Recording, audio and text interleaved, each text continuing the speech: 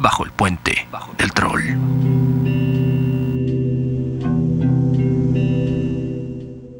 Cuando la película del Cuervo, de Alex Proyas, de 1994, llegó a salas de cine, yo era demasiado joven como para que me dejaran entrar.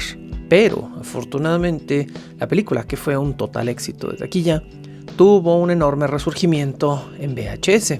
Y entonces me agarró justo en la adolescencia. Cuando vi El Cuervo por primera vez, quería tener el cuerpo de Brandon Lee, pero quería tener el guardarropa de Michael Wincott, el personaje de Top Dollar, que es el villano. Quería sumergirme en ese universo de lluvia y misterio y depresión. Y El Cuervo básicamente se convirtió en mi personalidad, mi guardarropa, mi estética, mi obsesión. Esta película llegó a nosotros, ojos y oídos, marcada por una serie de tragedias impactantes. Pero quiero aclarar una cosa muy importante. Estas tragedias no son consecuencia de una supuesta maldición. No. Aunque este es un video de Halloween, quiero hacerlo desde una perspectiva distinta. Quiero dejar de lado este mito de que en Hollywood existen producciones malditas. Porque no existen maldiciones. Lo que sí existe son malas condiciones. Negligencia y maltrato a cast y crew de las películas al momento de querer ahorrarse dinero. ¿Por qué? Porque las grandes productoras están dispuestas a sacrificar gente por una visión. Y esto, aunque suena muy romántico dentro del arte, genera condiciones de trabajo asquerosas. Hay dos grandes tragedias detrás del Cuervo. Una vinculada a su filmación y otra a su creación como un cómic. Porque sí, El Cuervo es primero y ante todo un cómic realizado por James O'Barr. Ya sea Poltergeist, El Exorcista, La Profecía, existe esta tendencia a creer que producciones de Hollywood están malditas de alguna forma. Esta es una manera ingeniosa de un estudio de ocultar su propia negligencia para con sus actores. Condiciones de trabajo horripilantes, sets helados, mal trabajo con animales, mal trabajo con máquinas, terrible trabajo con armas de fuego. Estas son las verdaderas razones por las cuales se generan estas leyendas y los estudios de cine apoyan estas leyendas porque venden boletos. Pero nosotros tenemos que escarbar debajo hacia donde está la verdadera tumba, la razón, la responsabilidad del problema. Y esa es mi reflexión del día de hoy. Antes de hablar de la muerte de Brandon Lee, tenemos que mencionar la tragedia de James O'Barr, el escritor original del Cuervo, un hombre sin nombre real y sin fecha de nacimiento. O'Barr creció en el sistema de adopciones de los Estados Unidos luego de que su madre, una mujer alcohólica, no pudo cuidar de él. Al darlo en adopción forzada, su madre ni siquiera recordaba su fecha de nacimiento, así que la cambiaron. Para desligarse de su memoria, O'Barr también cambió su nombre. A los 7 años de edad, James fue adoptado por una familia conflictiva que lo llevó a una adolescencia llena de consumo de alcohol y de drogas.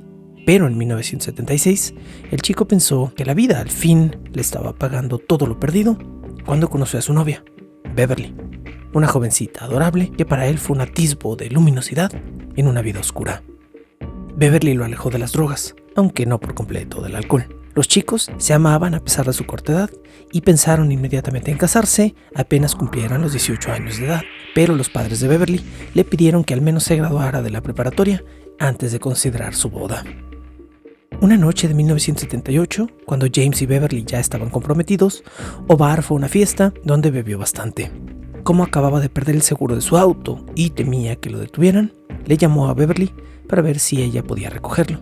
Su prometida accedió gustosa, tomó su auto y manejó en dirección a la fiesta, pero nunca llegó. En una encrucijada, la embistió de lado un conductor ebrio que iba manejando a unos 95 kilómetros por hora. Tras volcarla, regresó a su carro y se escapó. Nunca identificaron al responsable y Beverly murió en la escena. O'Barr, por supuesto, se culpó de lo sucedido. Ese mismo año, al borde del suicidio, sin rumbo y sumido en el consumo de drogas como la heroína, James O'Barr buscó una salida en un lugar extraño. Quería que lo mantuvieran, que le dijeran qué hacer y cómo actuar. Ya no podía pensar de manera autónoma. Necesitaba que lo rehabilitaran.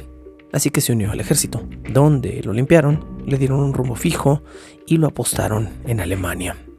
Mientras servía en su puesto en 1981, O'Barr, todavía consumido por el duelo, consiguió un trabajo de escritorio donde le comandaron ilustrar manuales de combate. Tras su baja honorable a mediados de los años 80, O'Barr se topó con una noticia en un periódico que reencendió su duelo. Un grupo de asaltantes había matado a la joven pareja para robarle a la chica su anillo de compromiso, una réplica de $20 que no era ni de oro ni de diamantes. Esta historia, más el nuevo talento adquirido de O'Barr para ilustrar, le dio la idea de purificar su dolor por medio del arte.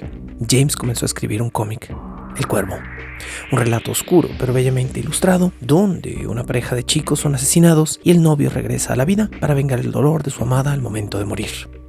El protagonista del cómic es un ser inmortal inspirado por Iggy Pop y Robert Smith, que se enfrenta entonces a un grupo de maleantes liderado por Top Dollar, un estrafalario gángster que comanda su asesinato. En 1993, un joven e inexperto director de cine comienza a filmar la adaptación de esta triste historia de amor. Con un presupuesto limitado, la cinta sufre de muchos recortes con su itinerario de solo 54 días. Era, además, el filme debut de Alex Proyas, y nada debía salir mal. New Line Cinema, la casa productora que hizo Freddy Krueger, quería a River Phoenix o a Christian Slater para el rol protagónico de Eric Draven. Luego apareció el nombre de un joven actor en ascenso, Brandon Lee, el hijo de la leyenda del cine Bruce Lee. Alex Proyas no estaba convencido con él, pero Lee fue audicionando y audicionando hasta que se lo ganó a pulso, modificando poco a poco su dieta, su cuerpo, incluso su estilo de pelea, y afirmando que él podía reducir costos de producción al hacer sus propias escenas de riesgo, justo como su padre. La película iba viento en popa y casi al 85% de compleción la noche del 31 de marzo de 1993. Encerrados durante esa madrugada en un estudio de grabación en Carolina del Norte estaban el director, unos pocos miembros del crew y Brandon Lee, quien para esa fecha ya había filmado la escena del tiroteo masivo en la mesa de Top Dollar, la que se consideraba la más riesgosa de todo el filme. Para dicha escena, Brandon incluso había tenido que usar un chaleco antibalas por seguridad y, en esa noche, contaba con la presencia del experto en armas encargado de la producción. Brandon llamaba a esos días de filmación días de cero actuación, donde básicamente el actor tenía que menearse al recibir impactos de bala y caer al piso, pero no actuar.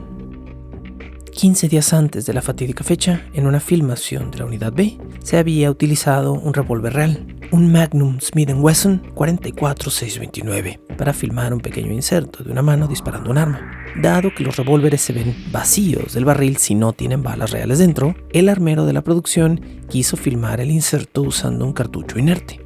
Estos cartuchos son diferentes de las salvas o de los cartuchos de fogueo porque no contienen pólvora ni cartucho fulminante, pero sí tienen bala en su punta. Su objetivo es verse como cartuchos reales sin tener la capacidad de ser disparados. El problema inicial vino cuando el armero de la producción se topó con que no solo no tenían cartuchos inertes en el set, sino que ni siquiera los vendían en Carolina del Norte. Así que al armero se le hizo fácil fabricar uno. Este problema se pudo haber resuelto con más presupuesto, con una simple llamada telefónica, con 1 o 2 días extra de filmación, pero no se hizo de la forma correcta. En vez de eso, el armero tomó una bala real, la abrió, le retiró la pólvora y trató de inhabilitar el cartucho fulminante de la parte trasera, pero no lo logró. El resultado fue que durante la filmación, la bala, al ser percutida parcialmente, salió disparada unos cuantos centímetros, lo suficiente como para quedar alojada en el cañón del arma. La bala que mataría a Brandon Lee estuvo allí por casi una quincena, porque nadie en todo el equipo de armamento o de props siguió los protocolos correctos. Alguien debió revisar el cañón del arma luego del disparo y no lo hizo. Alguien debió cerciorarse de que el arma estuviera limpia antes de volver a guardarla con los otros props, pero no lo hizo. Alguien debió revisar el arma y aprobarla antes de volver a filmar con ella 15 días más tarde, pero no lo hizo. Regresamos entonces a la noche del 31 de marzo de 1993, solo 8 días antes de que cerrara la filmación. Proyas y su equipo estaban trabajando la escena de la muerte de Eric, cuando le disparan al inicio de la película antes de arrojarlo por una ventana. Michael Massey, el actor que interpreta a Funboy, debía dispararle en el vientre a Brandon a unos 3,5 metros de distancia con una salva. Pero el armero se había ido temprano a casa porque no le pagaban horas extra, por lo que nadie estaba legalmente a cargo del arma real que se encontraba en el set. Los otros encargados de props cargaron la Magnum con salvas sin revisar el cañón y le entregaron a Michael Massey el revólver. Alex Proyas solicitó que el arma apuntara directamente a Lee en la toma, cosa que no se recomienda hacer cuando se trabaja con armas reales. Más encima, como no había un armero en el set y era solo un disparo, Brandon no usó su chaleco antibalas. Michael Massey, incómodo de tener que apuntar el arma real a un actor, lo hizo de forma renuente. Las cámaras comenzaron a filmar. El actor disparó. Había una carga de detonación con sangre en la bolsa de compras que Brandon Lee sostenía en sus manos, así que el elenco y el crew esperaban sangre luego de que el actor cayera al piso. Massey disparó. Brandon se dobló. Sangre salpicó por la escena. Lee cayó al piso. Proyas gritó corte, pero el actor no se levantó. Pensando que seguía en papel, nadie se movió ni lo ayudó por varios minutos, hasta que Alex Proyas le pidió que diera señal de que todo estaba en orden, y el actor no lo hizo. Cuando corrieron a ayudarlo, Brandon Lee tenía un agujero de unos 2 centímetros de diámetro en el abdomen. La bala que estaba atorada en el cañón y la pólvora de la salva que habían cargado en la pistola habían formado en combinación un cartucho real. La pólvora y el fulminante habían propulsado el plomo atorado en el arma y este atravesó el abdomen y la columna de Brandon Lee, quien murió esa misma noche en el hospital, no por una maldición, sino por simple negligencia laboral y porque una compañía multimillonaria se ahorró algunos centavos en equipo y en mandar temprano a un tipo a casa para no pagarle horas extra. Luego del accidente, la distribuidora del filme, Miramax, estuvo a punto de optar por no estrenarlo. Proyas accedió por respeto y se culpó a sí mismo de lo sucedido. Pero como la negligencia de no tener un armero en el set cuando hay armas reales recae en el estudio, nadie lo responsabilizó a él. New Line Cinema consideró lanzar El Cuervo directamente a video. Quien se opuso fue la verdadera prometida de Brandon Lee, Eliza Houghton, quien le dijo a Proyas que ahora era su responsabilidad que el mundo viera lo increíble del trabajo de Lee. Proyas afortunadamente escuchó a Eliza y El Cuervo fue una de las películas más exitosas de ese año, alcanzando casi los $100 millones en taquillas. Brandon, sin duda, habría sido una estrella de cine de haber estado vivo luego del estreno. Cuando James O'Barr se enteró de lo sucedido en la producción, sintió que su historia nuevamente estaba condenando a todos a repetirla, por lo que declaró que hubiera preferido jamás publicar su cómic. Mucha gente hizo de los rumores de la muerte de Brandon Lee una leyenda, y es muy posible que esto haya ayudado a su taquilla, porque finalmente El Cuervo no es una película excepcional, pero sí tiene un corazón muy único. Había también muchos rumores sobre la muerte de Bruce Lee, el padre de Brandon.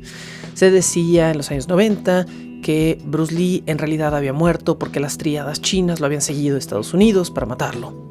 Se decía que había una maldición de los Lee, cosa que no solo es ridícula, sino que carece de fundamento y contradice la evidencia.